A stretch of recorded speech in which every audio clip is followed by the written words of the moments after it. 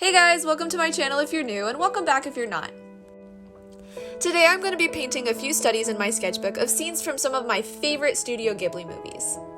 I got this sketchbook early in April of 2020 when lockdown first started. I had just started getting into painting with gouache, and I wanted to start painting in a sketchbook because painting in a sketchbook seems a little bit more relaxed than painting on fancy watercolor paper. I'm kind of embarrassed to say that it's been about a year and a half and I still haven't finished the sketchbook, but I am getting really close. I still have several blank pages throughout, and I thought doing some scene studies would be a fun way to fill some of those up. So this first scene is a scene from Kiki's delivery service. Now I'm a major foodie, so this scene definitely caught my attention. I love trying to recreate the magical experience that is food in my illustrations. One of the things I look for when choosing images to study from is lighting. It's always good to practice basic lighting scenarios, but I also like to try my hand at moodier, more atmospheric scenarios. This scene is quite dimly lit, and I loved how all the dark negative space made the warm tones of the baked goods really pop. Something that I noticed when I first started painting this scene was that the shadows that the pastries are receding into aren't fully black. When I looked closely, I realized they're actually a very deep blue. I immediately reached for my Prussian blue gouache to begin blocking out those shadow shapes. I then went in with some yellows to find the highlights and the innards of the bread. I don't think innards is exactly the word I'm looking for here. It's more like the cross-hatching that they do on like the loaves or like on the buns, where you see the inside of the bread through the crust. These highlights didn't really end up helping all that much since I just ended up painting over them and then repainting the highlights later on, but it's a learning process. Sometimes I confuse myself going back and forth between watercolor illustrations and gouache illustrations, because with watercolor most people generally work light to dark, but with gouache you can work a little bit differently since you can use it as an opaque medium. I always get a little bit self-conscious rewatching footage of my painting process. I used to feel like there were a lot of wasted moments where I'm kind of just noodling around and not really getting anywhere with the painting, but over time I've realized that it's not wasted time.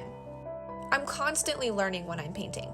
Even if what I'm learning is how not to do something, it's still growth. I try to remind myself that although there are a lot of, oh, I shouldn't have done that, or man, I should have done that differently moments, it's still beneficial to my art practice.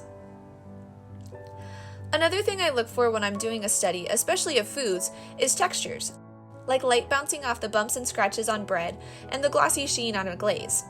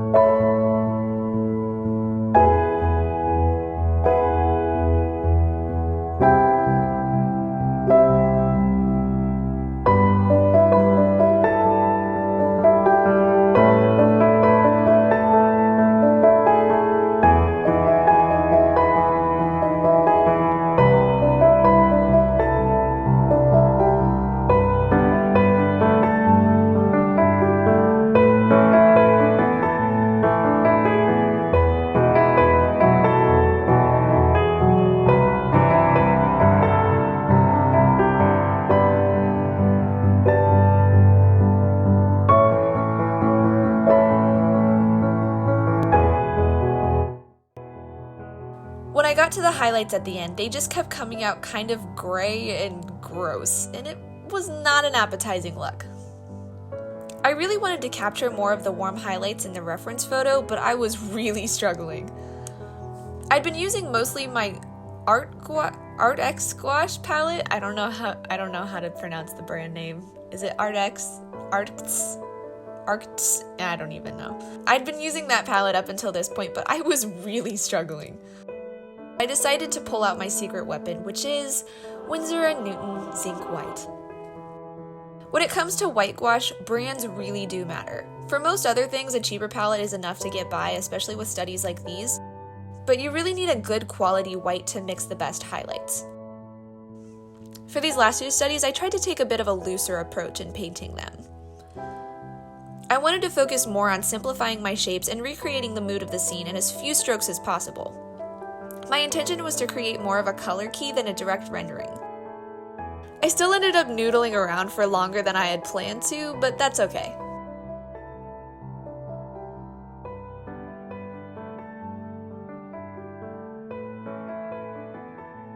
This is a scene from My Neighbor Totoro. Totoro, however you want to pronounce it. I've heard it pronounced both ways. What really popped out to me was the greenery in this image. There's a lot of black space, again with the negative space, and then just brilliant greens. I went in too heavy with thick dark gouache in the beginning of it, so getting those brilliant bright greens was a bit of a struggle later on, and I don't think I fully achieved it, but again, it's a learning process. Gouache reactivates when wet, so you can't go over the same spot too many times without reactivating the layers underneath.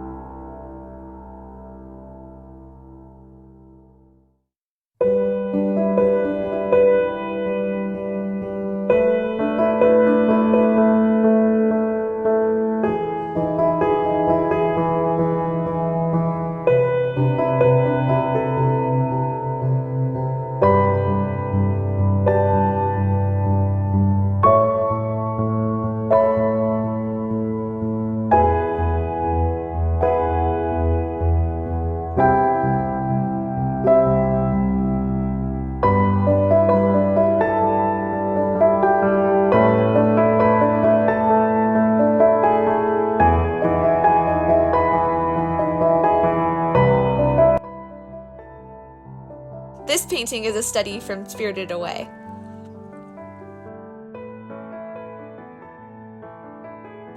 This was the first Studio Ghibli film I ever watched, and I absolutely fell in love with it. To this day, I still don't fully understand everything in the movie, but it's absolutely incredible.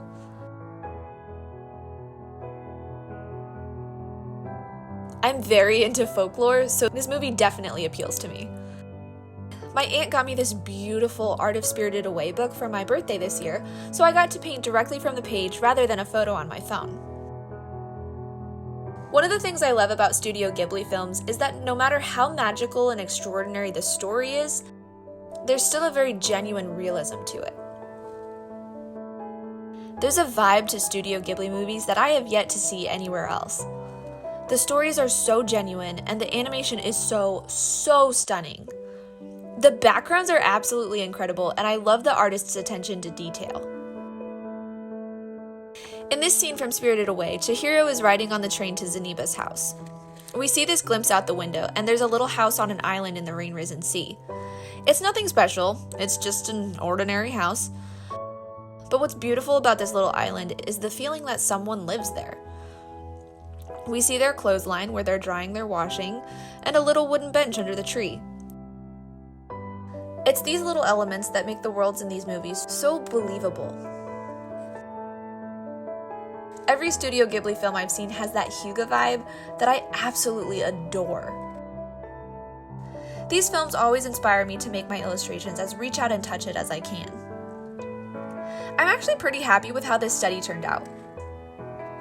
I had set a timer for 30 minutes and I finished it in just over that. I definitely struggled with the sky and the water in this scene, especially the water. It turned out a little bit bluer than I had intended it to, but that's okay. I learned a lot about color mixing with this one. So I'm planning on doing a 100 scene studies challenge within the next few months, so I would greatly appreciate it if you'd suggest some movies or shows you'd like me to do some studies from. Bonus points if you name a specific scene that really speaks to you. So my main takeaways from these studies are, number one, it's a learning process the whole darn time. From everything to the composition, to the color mixing, I'm constantly thinking about what I'm doing. The next thing I learned was you have to mix a lot of mud. Rarely are things just one color. Few things are truly red or blue or yellow. They're blue with a bit of yellow and black, or green with a hint of red and white. Making mud is part of the process, and those muddy colors are what make the richer colors truly pop. My last takeaway is that seeing errors in my art doesn't mean I can't still appreciate it.